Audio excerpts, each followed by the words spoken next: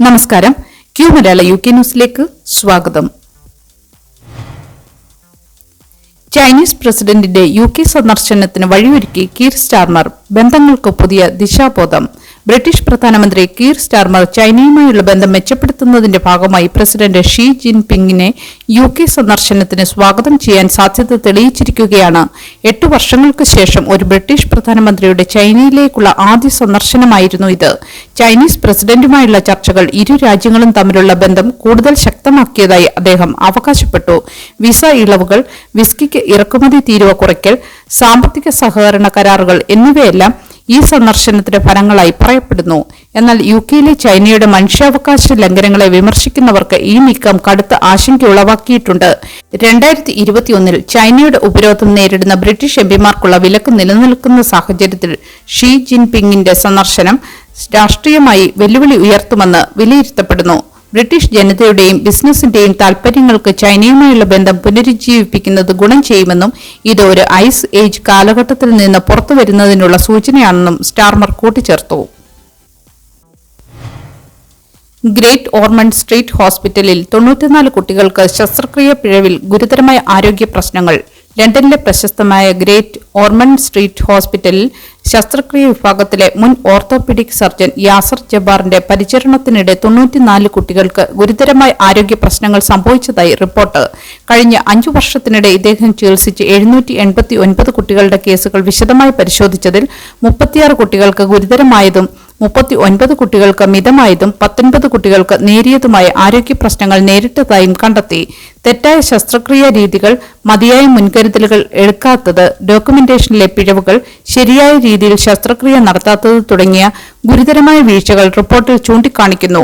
ചില കേസുകളിൽ കുട്ടികൾക്ക് തുടർച്ചയായ വേദന അനുഭവപ്പെടുകയും കൂടുതൽ തിരുത്തൽ ശസ്ത്രക്രിയകൾ ആവശ്യമായി വരികയും ചെയ്തു.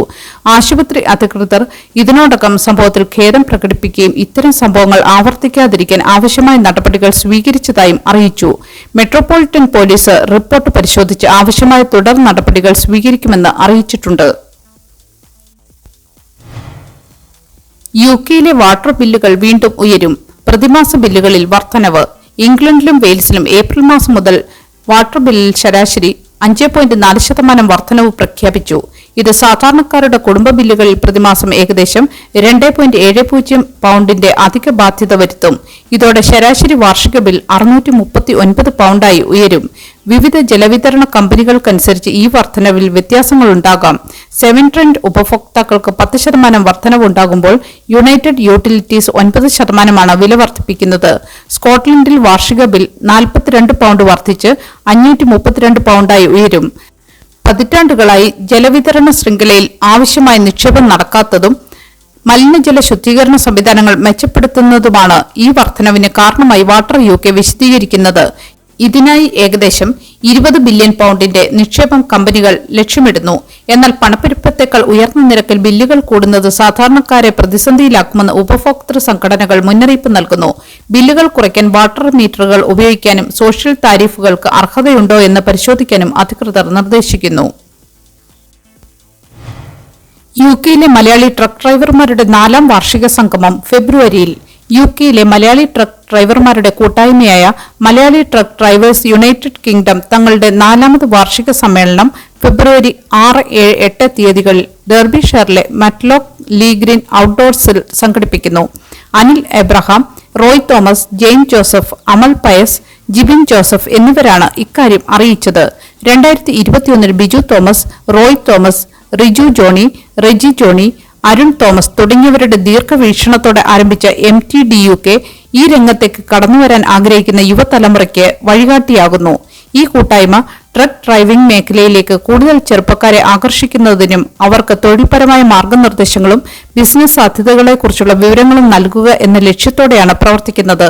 തങ്ങളുടെ അനുഭവങ്ങളും തൊഴിൽ രംഗത്തെ പ്രശ്നങ്ങളും പങ്കുവയ്ക്കാനും സുരക്ഷിതമായ ഡ്രൈവിംഗിനായുള്ള പരിശീലനങ്ങൾ നൽകാനും അടിയന്തര സാഹചര്യങ്ങളിൽ പരസ്പരം താങ്ങും തണലുമാകാനും ഈ കൂട്ടായ്മ ലക്ഷ്യമിടുന്നു.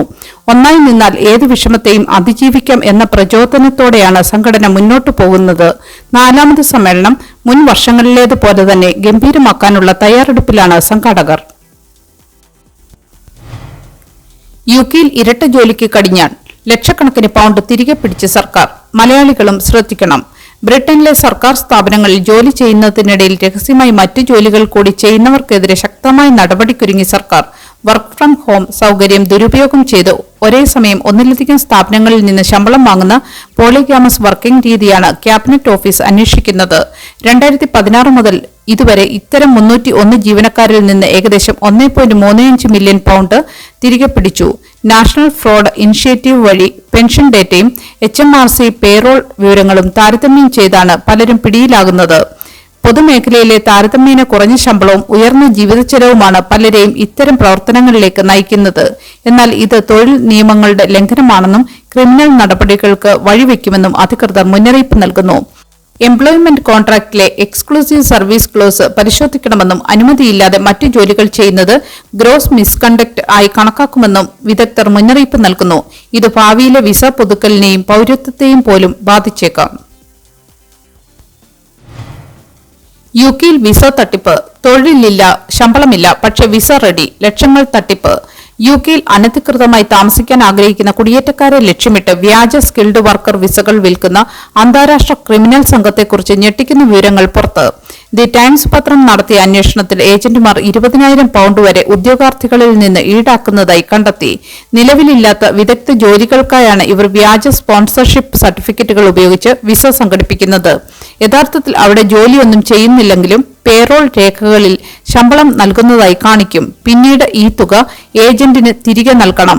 Hospitality, social care, IT, finance തുടങ്ങിയ വിവിധ മേഖലകളിലായി 250ഓളം വ്യാജ തൊഴിൽ വാഗ്ദാനങ്ങൾ അന്വേഷണത്തിൽ കണ്ടെത്തി. ബ്രെക്സിറ്റിന് ശേഷമുള്ള പുതിയ കുടിയേറ്റ നിയമങ്ങളും കർശന നിയന്ത്രണങ്ങളും ഇത്തരം കരിഞ്ചന്തകൾ വർദ്ധിപ്പിക്കാൻ കാരണമായതായി റിപ്പോർട്ട് ചൂണ്ടിക്കാണിക്കുന്നു. ഇത് ചൂഷണപരവും നിയമവിരുദ്ധവുമായ നടപടിയാണെന്നും ഇതിന് പിന്നിലുള്ളവരെ പ്രോസിക്യൂട്ട് ചെയ്യണമെന്നും മൈഗ്രേഷൻ അഡ്വൈസറി കമ്മിറ്റി ചെയർമാൻ ആവശ്യപ്പെട്ടു. സസെക്സ് ആശുപത്രികളിൽ നഴ്സുമാരെ മാറ്റുന്നു. മിഡ്വൈഫുമാരുടെ നിയമനം വർദ്ധിച്ചു. സസെക്സ് ആശുപത്രികളിൽ ജീവനക്കാരെ പുനഃക്രമീകരിക്കുന്നതിന്റെ ഭാഗമായി പോസ്റ്റ് നേറ്റൽ വാർഡുകളിൽ നിന്ന് നഴ്സുമാരെ മാറ്റി. പകരം കൂടുതൽ മിഡ്വൈഫുമാരെ നിയമിച്ചു.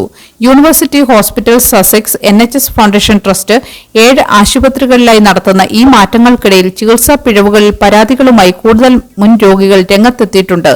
ഈ ട്രസ്റ്റിനെതിരെ പോലീസിന് അന്വേഷണം നേരിടേണ്ടി വരുന്നുണ്ട്. 2015നും 2021നും ഇടയിൽ നൽകിയ പരിചരണത്തിൽ 200ഓളം രോഗികൾക്ക് ഗുരുതരമായ പ്രശ്നങ്ങൾ സംഭവിച്ചതായി സംശയിക്കുന്നു.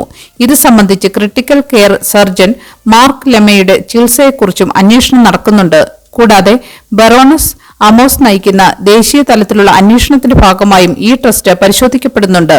ഈ ആശുപത്രികളിൽ ചികിത്സ തേടിയ ചില രോഗികൾക്ക് ഗുരുതരമായ ആരോഗ്യ പ്രശ്നങ്ങളും ദീർഘകാല ബുദ്ധിമുട്ടുകളും നേരിടേണ്ടി വന്നിട്ടുണ്ടെന്ന് റിപ്പോർട്ടുകൾ സൂചിപ്പിക്കുന്നു.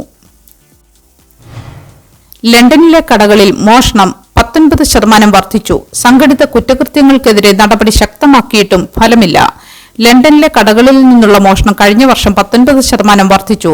സെപ്റ്റംബർ വരെയുള്ള 12 മാസത്തിനിടെ 95,302 മോഷണങ്ങളാണ് ഔദ്യോഗികമായി രേഖപ്പെടുത്തിയിട്ടുള്ളത്. മെട്രോപൊളിറ്റൻ പോലീസ് 93,849 കേസുകൾ റിപ്പോർട്ട് ചെയ്തപ്പോൾ സിറ്റി ഓഫ് ലണ്ടൻ പോലീസിൽ 1,453 കേസുകളുണ്ടായി. സംഘടിത കുറ്റവാളി സംഘങ്ങൾക്കെതിരെ ഏറ്റവും വലിയ റെയ്ഡുകൾ നടത്തിയിട്ടും മോഷണത്തിന്റെ തോത് വർദ്ധിക്കുന്നത് ആശങ്കയുളവാക്കുന്നു. കഴിഞ്ഞ വർഷം സ്കോട്ട്ലൻഡ് യാർഡ് സംഘടിത മോഷ്ടാക്കൾക്കെതിരെ വലിയ തോതിലുള്ള നടപടികൾ സ്വീകരിച്ചിരുന്നു. സംശയാസ്പദമായ 120ലധികം കടകളിൽ റെയ്ഡ് നടത്തുകയും 32 പേരെ അറസ്റ്റ് ചെയ്യുകയും 100കണക്കിന് വിലപിടിപ്പുള്ള വസ്തുക്കൾ പിടിച്ചെടുക്കുകയും ചെയ്തിരുന്നു. എങ്കിലും കുറ്റകൃത്യങ്ങൾ വർദ്ധിക്കുന്നതിൽ ഗവൺമെന്റ് ആശങ്ക രേഖപ്പെടുത്തി. കൂടുതൽ സാമൂഹ്യ ഓഫീസർമാരെ വിന്യസിക്കുമെന്നും കുറ്റകൃത്യങ്ങൾ തടയാൻ 2 ബില്യൺ പൗണ്ട് അധിക നിക്ഷേപം നടത്തുമെന്നും ഹോം സെക്രട്ടറി ഷബാന മുഹമ്മദ് അറിയിച്ചു.